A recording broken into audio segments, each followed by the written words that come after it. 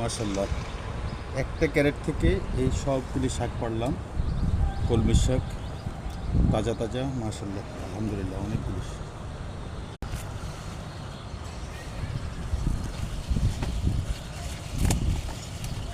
মাশাআল্লাহ, এক একটা কলমি শাক কি বড় বড় হয়ে গেছে বৃষ্টির পানি পেয়ে।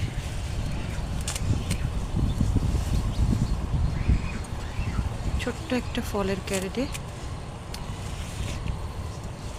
কি পরিমাণে কলমি শাক হয়েছে।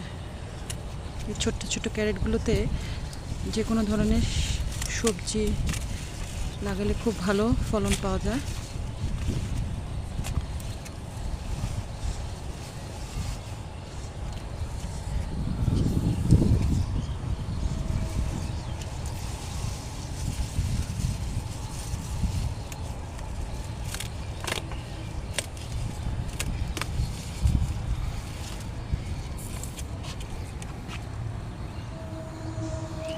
মাশাআল্লাহ।